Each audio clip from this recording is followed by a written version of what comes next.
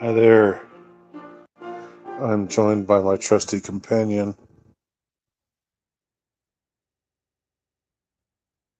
sleeping peaceably next to me here.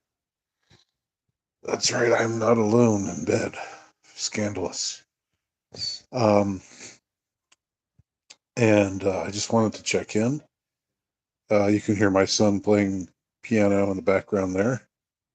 Makes a very elegant and classy kind of a soundtrack for this live cast. As usual, I am going to go through my spiel or whatever it is that I have to say. I'm not even totally sure what it is that I have to say.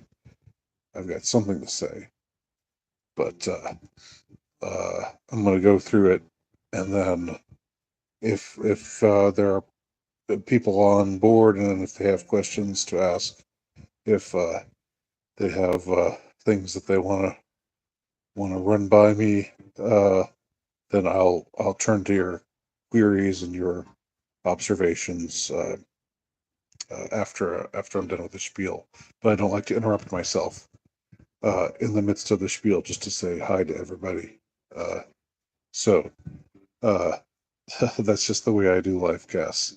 And most of the time, I don't have a huge number of people, but still, whenever uh, anybody's here, and it seems that some people really like live casts. Some people just think live casts are really special. I've never found them to be like all that special. I mean, because you can always watch it later, just like you would a regular video. But I guess there's something about being around at the same time, having us all be we're all around at the same time. Uh, that's that's cool to some of you, and I understand it. I get it. I get it. So so today was Wacky Bullet Wednesday. Today was November 22nd. 60 years ago was the was an event. it and It was a certain event where something very strange happened. Something very unlikely happened as far as the official trajectory of bullets go, with respect to a certain president's head. Uh, and to think that was 60 years ago, and to think that tomorrow is Thanksgiving Day in America, in the United States. Uh, that I think I remember going on in the past about uh, how the liturgical day of Christ the King was had fallen on November 22nd that year, which is sort of like it's around the time when the liturgical calendar, when that uh, Sunday would roll around, because that Sunday, the Sunday of Christ, the the Nativity of Christ the King, is the final day of the year. It's the final day of the liturgical year. And then the year starts over again with Advent the next week, which leads to Christmas and on and on.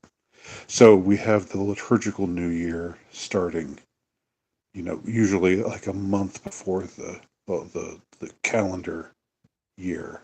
Uh, the calendar new year starts in January. Uh,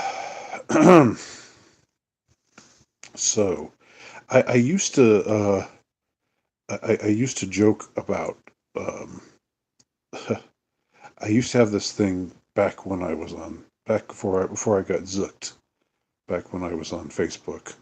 I would have this thing where I would right around Thanksgiving Day I would say, okay, you all we had Thanksgiving Day, and that's all well and good, and I hope that it was nice for everybody. But next week, let's get down to the nitty gritty. Next week is Resentment Day, and I so this was a day, where Thanksgiving on Thanksgiving Day, you give thanks for the blessings that you have in your life. Resentment Day, you ask why the hell you think about all the things that you've been deprived of in your life.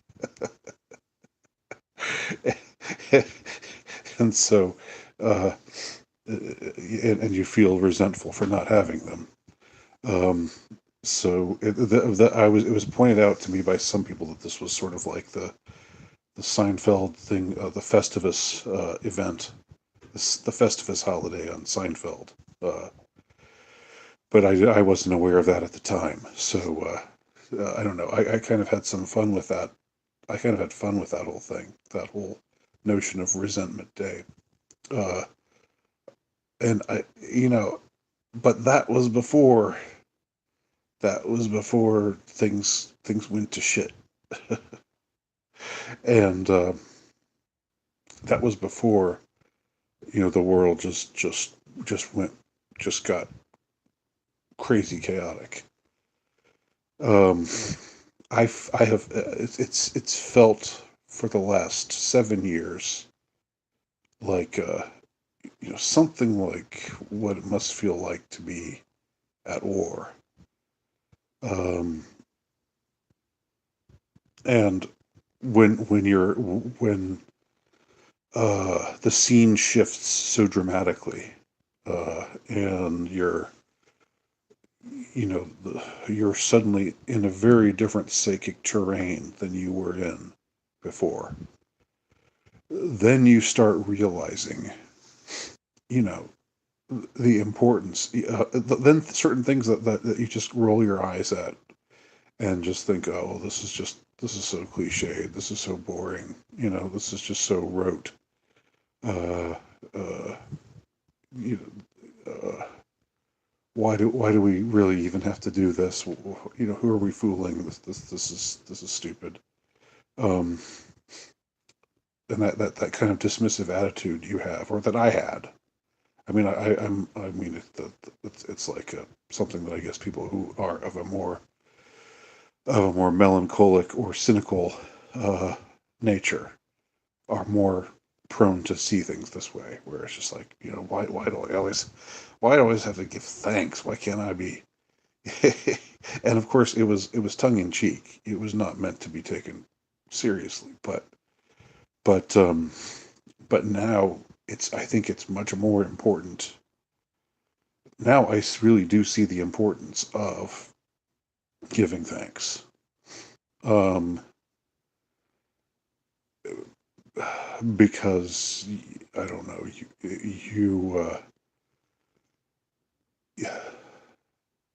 where your treasures are, there also will your heart be, right? Isn't it something like that? Uh,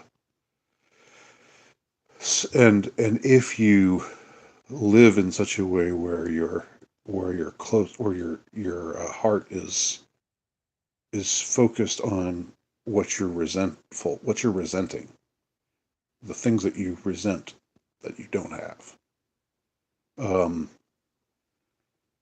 then what you're doing is you're I mean, like, one way to address that is to say, oh, you're just uh, you're just uh, you just have such a bad attitude, and to just be uh, I don't know, to kind of dismiss that kind of person, or be uh, or I don't know, treat that person as if he were not he had no legitimate points to express. I don't think that's ever a good way to, or like, oh, well, you're just you're bringing everybody down, man. You gotta, like, just this kind of shaming uh, ritual, which I don't think that's a good way to be with people. Even if what you're trying to do is something that's worthwhile, I don't think that's the best way to approach it. But another way to approach it is to point out to that kind of person who is more or less fixated on things that may not be, uh, who who uh, who is more focused on what he doesn't have and what he resents not having, as opposed to focusing on what he does have and what he's thankful for having.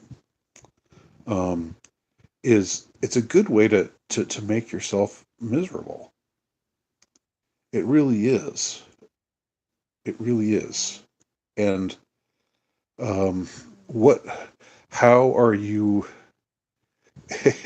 It's sort of it's self-defeating because how are you helping? Uh, like all the bad things that you resent, all the things that you're against. That's all legitimate. Okay. But how are you making the world? How are you making things better for yourself by making yourself miserable?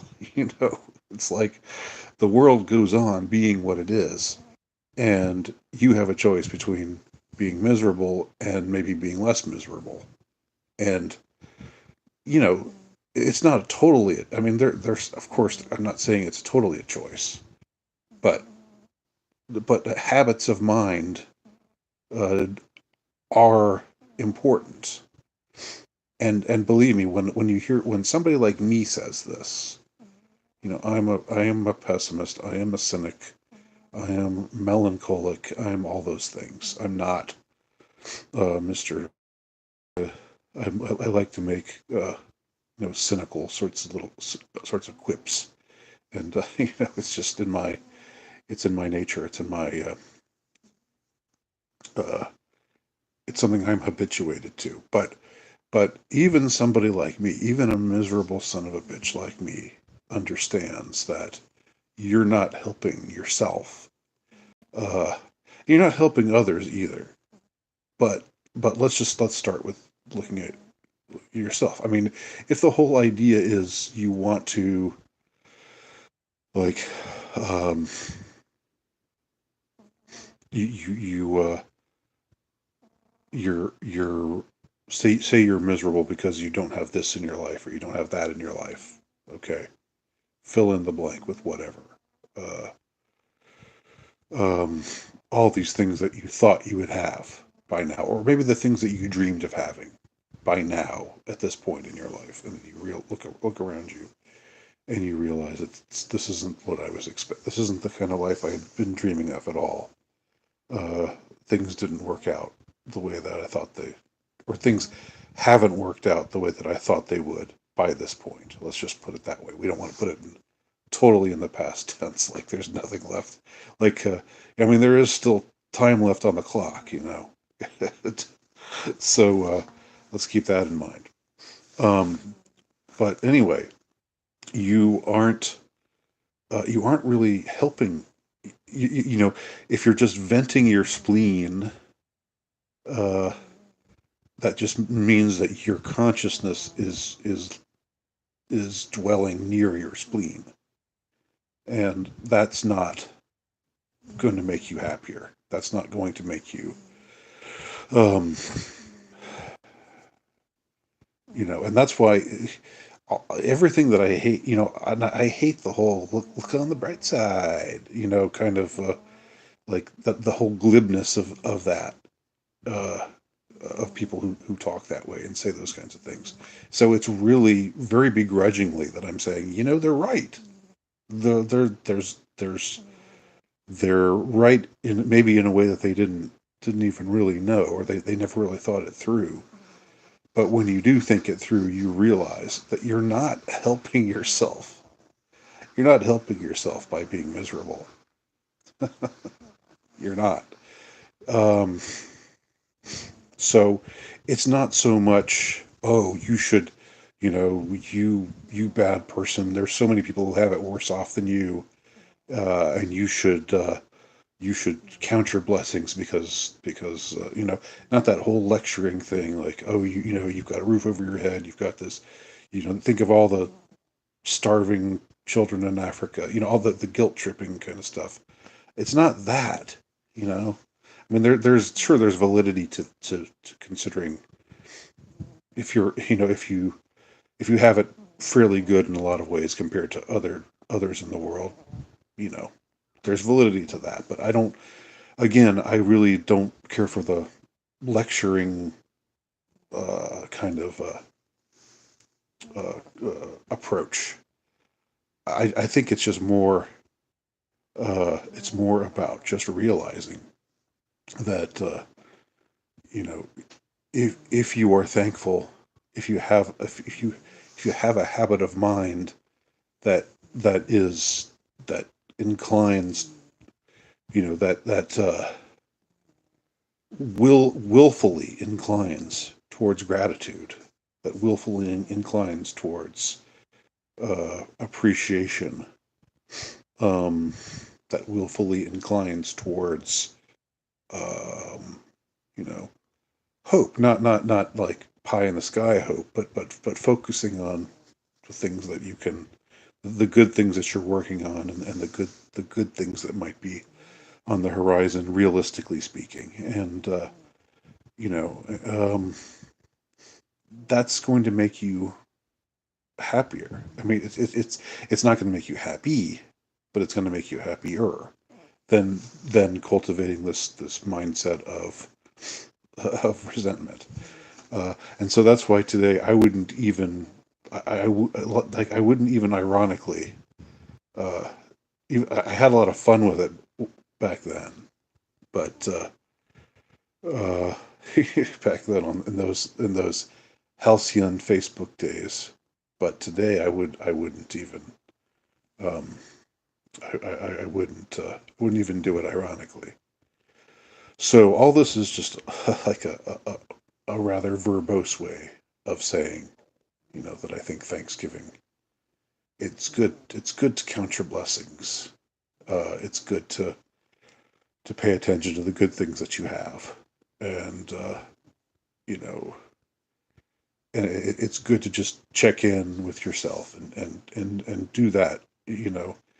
You're doing it for you, you're doing it for yourself, you're not doing it out of us, you're doing it to as a means of enhancing your uh, state of mind, because how, you know even though we can all agree that there are people in the world who who are miserable sons of bitches, and that are complete, that are totally worthy of your hatred and derision, who do terrible things, and so forth, and there's grave evil in the world, and you know it's stuff that I talk about a lot and write about a lot. you know so but how are you fighting them? How are you striking a blow against them if what all you're if you're making yourself miserable? When you make yourself miserable, your enemies, uh, you know, you're doing your enemy's job for him. Really, you really are.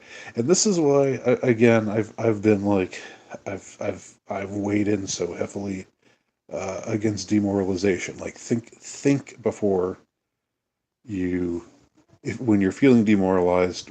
I understand, it's natural to feel that way, uh, given given the state of things, given lots of things. But when you give voice to that demoralization, you are not helping matters. And that, again, that's not. I'm not trying to be lecturing. I'm not trying to wag my finger at you. Um, I'm saying, let's help ourselves uh, be happier, and let's help others around us be happier. Not by, again, not by like, being stupidly optimistic or anything, but let's not just uh, dwell so near the spleen. So all this is to say, I've come around on Thanksgiving. I think Thanksgiving is a good uh, is a worthy thing to. I think giving of thanks is good. And so on this 60th anniversary of uh, uh, JFK's head getting blown open uh, before the world in Dealey Plaza by goons hired by the CIA on this grave anniversary, and then which ironically comes right before the holiday of Thanksgiving. I'm saying, you know, giving thanks is good. Okay, now let me look at your comments, your queries, your so forth. Yeah, Crash. I mean, I look glad. I want to say this to you. I get that you like it when I go live. Um, but I only go live on certain occasions. I don't go live every time I record a video. It's just not how I roll. So uh, so I mean that's that. But when I go live, it's usually something like this where I announce it ahead of time, and people come by and sometimes see it live, and sometimes they come by and watch it later. Thank you for the thumbs up. Crash continues. The TBR loyalists will support you. Uh, or I don't know. Right now, I don't know what TBR stands for, but maybe I'm just not thinking. Oh, I know. I know. I I don't know how. Like I know I have people who I have my loyal. I don't want to say fans, but that would be gay to say you're my fans. Because what am I? But I'm not I'm not one worthy of fandom. But I have people who watch my broadcasts who live in different parts of the world. But I just take it for granted that most of us are here on the North American continent. I know I got some people in the UK. I got some people in Australia. I think a couple in New Zealand. Boy, Australia and New Zealand. I mean, I said all that stuff about how we're going in the right direction, but God, you guys need to get it together down there. I mean, things are pretty sucky here. Don't get me wrong, but the southern hemisphere, Anglosphere, man, y'all have y'all need to do y'all need to do better. And I'm not blaming you, but your country sucks right now. But so does mine. So anyway, hail Noiki-san. Thank you, Judas Fly. Uh, your Dune video was interesting. Thank you. The thing is with that video, I just sort of thought I was sort of trying to be funny, or I was not really. I don't want to say I was trying to be funny, but I was just trying to like. I just realized, damn, this is the fifth book in the series, and I don't know what the hell's happening in a lot of ways. I don't know what's going on. Um, and that's probably partly me, but uh, it's probably partly Herbert too. I think he could have been a little bit more coherent. But the books undoubtedly are pretty hypnotic. They're. I mean, I wouldn't be reading. I wouldn't be. I would never have continued reading if I wasn't interested and intrigued. And I think I had somebody out there give me this advice, or like it wasn't really advice, because I don't like unsolicited advice, but it was like an idea. It was like,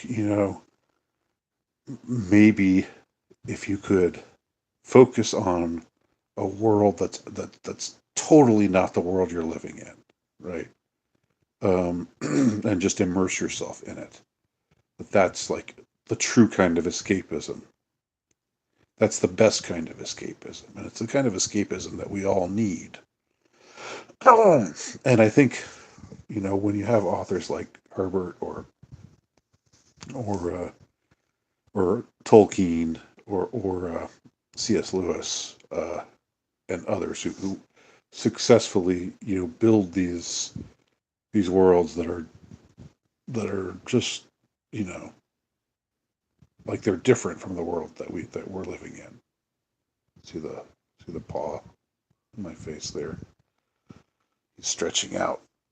The old kitty's stretching. Um, that's a good thing. So I think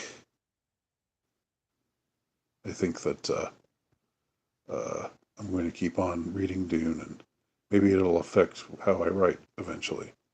Judas asked, "Will you read the Dune novels that come after six?" Well, there. The thing is, Frank Herbert only wrote the six, and there are other novels set in the Dune universe that were written by Herbert's son, I think, and somebody else. And I don't know if those are so much canon as the others, but maybe I'll read those too. I mean, it's a profitable thing, so after since he died at a fairly young age, I think like I don't know if he was even 60 yet when he died. Um, and the books were a cash cow for sure. So they thought, well, let's write some more. Well, maybe it might not have been just that. Maybe they felt inspired to write. I don't know. But I don't know. I guess I'm more inclined to just think uh, that that the real canonical ones are the ones written by Frank Herbert himself. Um, Heil Baden Rice. I don't know who that is. Claris, are you celebrating genocide and colonialism tomorrow? Yes, you bet. Absolutely.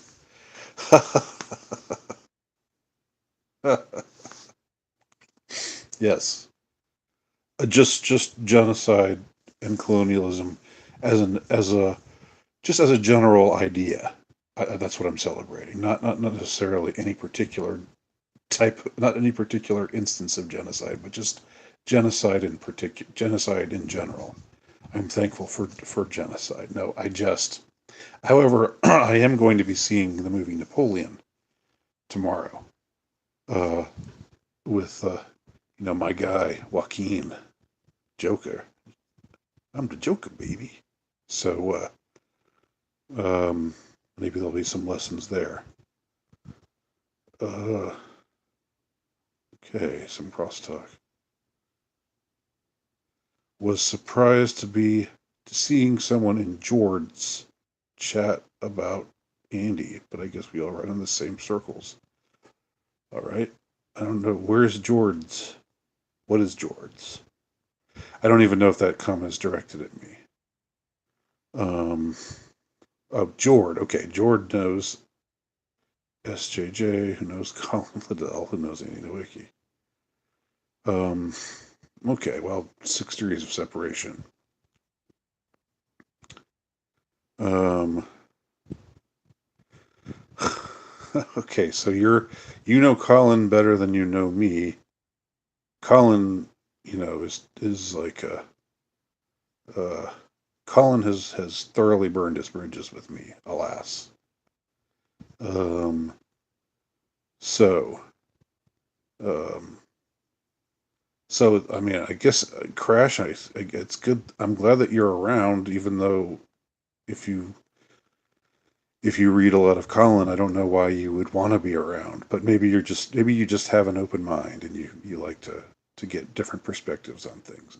If so, that's cool. I am not at fault. The world is at fault. Um, okay. You guys are talking about me like I'm not here, but I guess you were just talking while I was yakking on about giving thanks and all that. Some of it I kind of agree, but Andy has a wide range of interests, topics such as celebrities and sci-fi, etc. I do. Um, Jord, is there like a does Jord have a I mean, that sounds like a nickname. So maybe you can refer me to this person. So there's some more talking about Jord.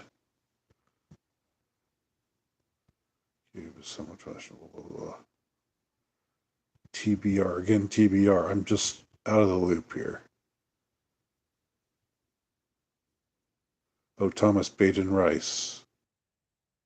Okay. Okay, but he's like a like a neoliberal type, or like a science. I believe in science type of guy. Uh, or is he just like a shit lib? I don't know. Um, okay.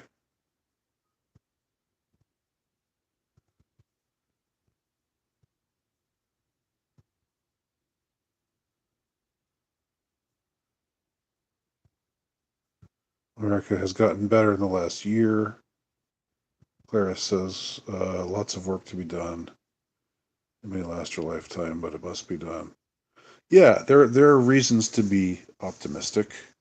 I mean, there are good things happening, and it's good to point those out, and it's good to to draw some sustenance from those things. Sci-fi is scarcely engaged in right-wing circles. I think sci-fi is pretty.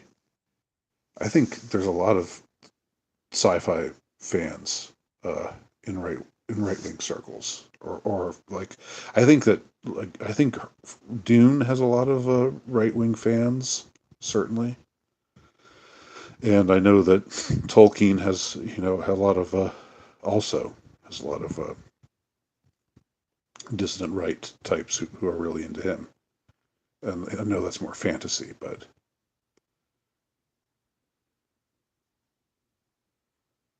well, if you start doing some quality writing, I've been doing writing.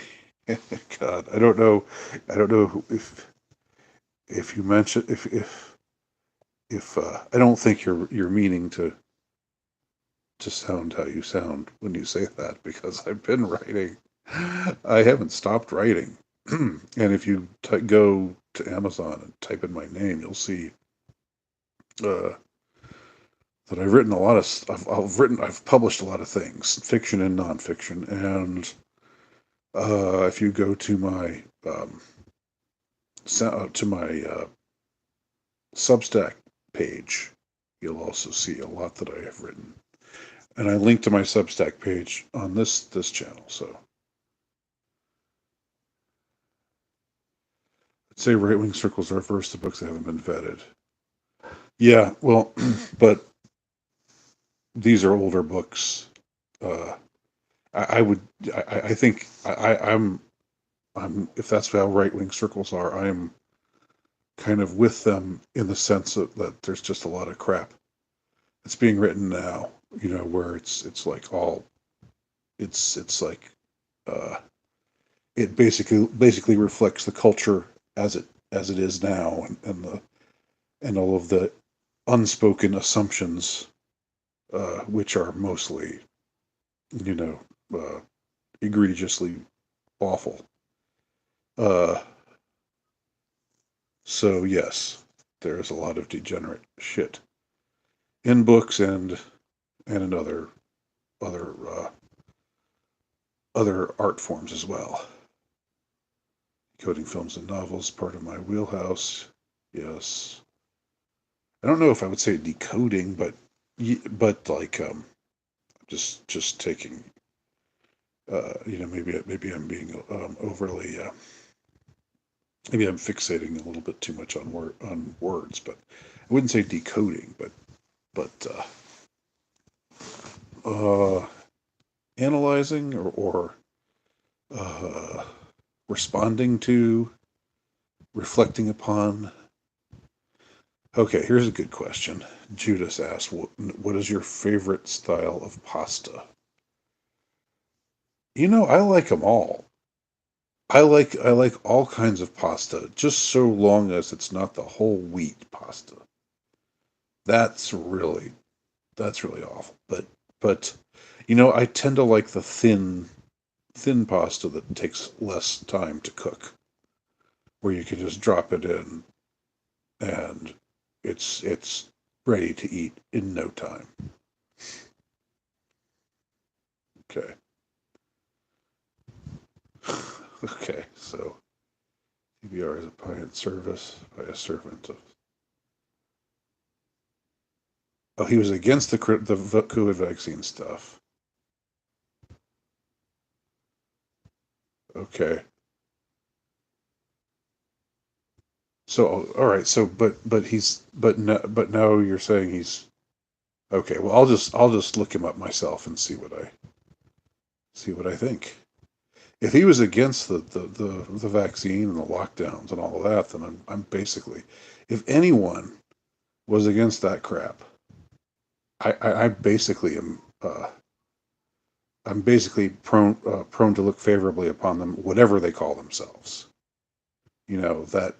That really galvanized a lot of people, including me. Um, yeah, and the fact that there were alt right or dissident right people who actually said yes, there should be lockdowns and we should force people to wear masks and force businesses to close and keep kids away from schools and force the shot on people. I have I have very little forgiveness for anyone who took that kind of position, including dissident right people. So that's just how I feel very strongly about that. Um,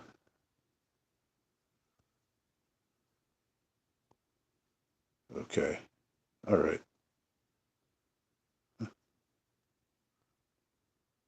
okay,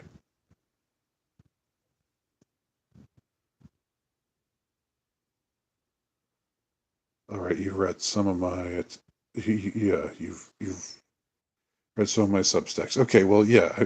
The thing is, you say if I write some good things, you'll read them. Well, check out what I have written, maybe, and see if you like it, and you can take it from there. Um, yes, Armored Ghost, I am live again, but not for too much longer. I think we're kind of winding down here. Um, my main point, Crash says, my main point is that a lot of the cool cats right now can't write very poorly. Okay. Or are you saying they do write poorly? A lot of the cool cats right now can't write very well. Okay. Or okay, write very poorly. All right. Well, check it out and see what you think. Um, I'm always trying to promote. I'm always trying to self promote myself as a writer, because honestly, that's what I think I'm. That's what I have come to grasp as my vocation in life. Uh, and I think at this age, you've just pretty much got to take what you've got and run with it. So so yeah, it's writing. It's going to be writing, and that's you got to dance with the girl who brought you. Um, Handing out wrenches. I don't know. Don't know. I feel very out of the loop with a lot of these comments. Uh, yeah. Um, Maple Bob, you can go back and hear what you missed. I don't know if it's anything that profound. I'm just sort of saying it's good to give thanks, uh, but not because uh, not in a lecturing way, or not in a you have it so much better than other poor schmucks in the world. So you better be uh, be thankful for what you've got, but more like you're not helping yourself if you don't have a positive, uh, uh, you know, a receptive, heart of gratitude. You're not helping. You're only making yourself miserable. So yeah, go back and see what you missed and see what you think of it. I can't. I don't know. Like at this point, I have 12 viewers, which is more than I had for the whole course of my. I mean, I told y'all I was starting at 10, so I don't know. But again, I'm not like I'm thankful for everybody who's here, and I'm thankful for everybody who watches this later. Uh, but it's just sort of funny that now that the now that the now that I'm almost done here, I've got more viewers than I ever had. Wrench's chat moderator. Okay, gotcha. The way you see God is how He sees you. That's pretty deep. Um, which is better, beef ravioli or cheese? I would go with cheese. I don't really like beef I mean, like, um, unless we're talking about like something that was made from scratch. But if we're talking about the kind of like the kind of stuff I would be most familiar with, which would be more, what comes out of a box or so, then I think cheese would be my choice. Crash, you will get more viewers in the future if folks know you will livecast. Okay. Well, I did say yesterday, I said I was going to be live casting today at 10 p.m. Eastern Standard Time, which I know. And thanks for joining me. You really didn't have to stay up to the wee hours to watch me, but I'm thankful for that. What's on the Thanksgiving menu? Um, well, I'm going to be joining with some family, and we'll be doing the standard thing. Um, so yeah, that's what's up. Um, all right. Anybody else want to weigh in on anything else? I am very particular. I am very particular. I don't. I think like red meat that comes out of a can or comes out of a box is not uh, is not a great idea. Uh, but I mean, like that's I get. I'm probably not like the nutrition enthusiast that I should be, or that a lot of people would like me to be. So,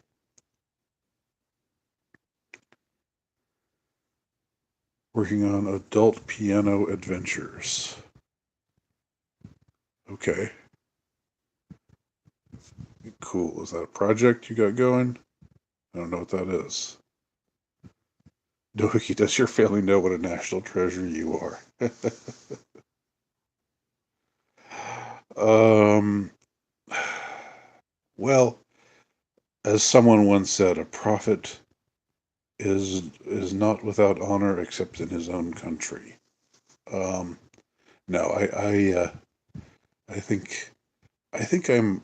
It's a mixed bag. I'll say that, but I'm not complaining. I think I'm appreciated, pretty well appreciated. I'm a young Brit. Crash says it's nice to hear perspective of someone from another generation. Part of what became a failed movement. Ouch.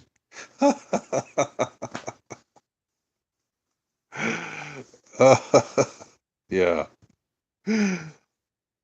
Well, I'm glad you're here, Crash. Thanks for coming along. as far as being part of that failed movement, I was always I always just kind of felt. I think looking back now in retrospect, I was just swept along. I mean, I think I was part of it, but it was like this was the first move. This the alternative right, see alternativeright.com and the other sites that were doing similar things at the time. I mean, they were the first ones to really welcome me. So, in spite of my difference, in spite, and it was in the beginning, it was a very big tent sort of thing. It was people who just had a beef with the modern world. We're basically revolt against the modern world, to coin the title there. Uh, but people who, some were pagans, some were Christians, and there were lots of different factions. But we could all agree on the things that we were against, and that was a galvanizing thing. Paul Wright. Good to hear from you, Paul. Benevolent evening, Andy. I'm thankful for the wholesome white pilgrims and their Native American friends. Yes, yes, indeed. Yes, indeed. That's what it's all about. Um, oh, Piano Adventures is a piano learning system. Okay. When my son was learning, is that like something they show you what notes to play and stuff like that? When my son was first learning piano, he had something like that where he could pick up on. But he picked up on it really. You know, he had a knack for it. He had a talent for it. Uh, and this was like about a year ago that he first started playing the piano, just out of the blue. It was really, really cool. One of the nice things about having children is they surprise you. Judas, uh, I'm I'm not a gamer. I'm afraid to say so. I don't really have an opinion about Dragon Ball Z. Um, I appreciate. I'm not against games, and I can appreciate the artistry, and I appreciate that for some people, it's like games. These games are like, oh, it's an art form. It's like books or movies are to others. And I get it, and but it's just not my thing. Yes, Paul. This is something I just said a few minutes ago. I think maybe before you hopped on. I'm seeing Napoleon tomorrow, and I know what I've heard is that there's controversy about Napoleon, but I don't know, and that some woke people don't like it, and that Ridley Scott, the director, has sort of gone off on some people. I get the impression that stuff is happening that is interesting, but I'm trying to not to know about what any of that is until I watch the movie, and then when I watch the movie, I'm going to try to guess what offended people. What offended the snowflakes? What got under the snowflake's skin? Um, Simplified songs. Okay, good. Yeah. Clarice, what? I don't know. Like you're saying, a very anti-white film. I don't know. Isn't it just about white people though? Like, Are there non-whites? It's like France? In the 19th. I know that the way they make movies and TV shows these days, they like have ahistorical non-white characters that they smuggle in. Uh, but I had nothing that I've seen in the previews would suggest that that's the case. So I don't know. I mean, I'll watch it tomorrow and find out. Yeah, it's out. It's out here in the United States. It's already out. Um, I don't know if you're in the UK or not, but yeah, it's playing right nearby. Dragon Ball Z is not a game. Oh, okay. Well, it's it's anime. Um, yeah. Both of my kids are really into anime. I think anime is like a generational thing. Like, I think there, there was a certain point at which anime became really accessible to young people. But when I was a young person, anime wasn't around. It maybe it was, and I just wasn't aware of it. If it was around, it was a much more niche kind of thing in the West. I know that it was around in Japan and I guess Korea. Um,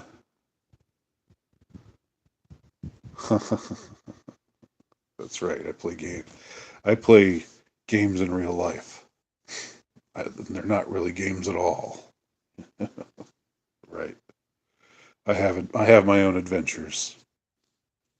Um, I choose my own adventure. So anyway, here he is. This is a he. This is a boy cat. Isn't he relaxed? I always say I always make that mistake because I just think of cats as female. But this is a tomcat. Tiger Tom is his name. He's very, very relaxed. No one relaxes like a cat relaxes. Um, uh, Osprey. Until I started watching Japanese cartoons, I thought anime was a character in Beverly Hillbillies. Well, I don't. Is anime a character in Dragon Ball Z? Yeah, it's interesting how a lot of the anime characters aren't don't look Asian. That's just something I've noticed. I watched a couple of anime. Like I watched this one anime movie with my daughter. I can't remember what the name of it was now. Um, like about a couple years ago. Anime is popular in the younger generation because they have to go outside of their country to seek modern media that shows masculinity in a positive manner. Yeah, I think you're right. You know, anime is not woke, uh, but it seems also to be popular among people who aren't political or who aren't really dissident right. But who maybe just like gravitate to it for that same kind of reason. Um, yeah, this woke shit. I mean, man, it's got to go. It has got to go. Um, I did read those blogs, but I was never someone who participated. Crash says, felt it wouldn't end well. Too many characters I thought unsavory. Well, you were right about that. There were a lot of unsavory characters. Um, okay. Yeah. Yeah. Um, okay. That's interesting to know. Crash and welcome aboard. Maple Bob, we had Prince, Planet, and Speed Racer. Yeah, that's true. That's true. Speed Racer was around. I was only tangentially aware of it. Prince Planet was this is the first I've heard of it. Japanime. Okay, that's cool. That's interesting. Cowboy Bebop. There you go. There you go. Yeah, and I know Osprey. You're an older feller like me. Maybe not as old as me, but you're of my generation. Um, yeah, there's something about uh, I, I think that you have to be to get into a certain form. You have to be familiarized with the rhythm of it, and like to me, there's sometimes something jarring about like there's like weird slapstick humor that comes out of nowhere, or I don't know, just these things where they where people where where just the whole rhythm of it all. It's different from what I'm familiar with, what I'm used to. All right. Well, thanks everybody for showing up. And I guess that Thanksgiving's not a UK thing. But if you are American, I wish you happy Thanksgiving. If you're not American, happy Thursday. And I'll be sure to let y'all know all about Napoleon, what my thoughts are, what my thoughts were. Um, I'm curious to find out myself. So I will give a report soon on that. Thanks everybody for coming by, and thanks for tuning in. And talk to y'all soon.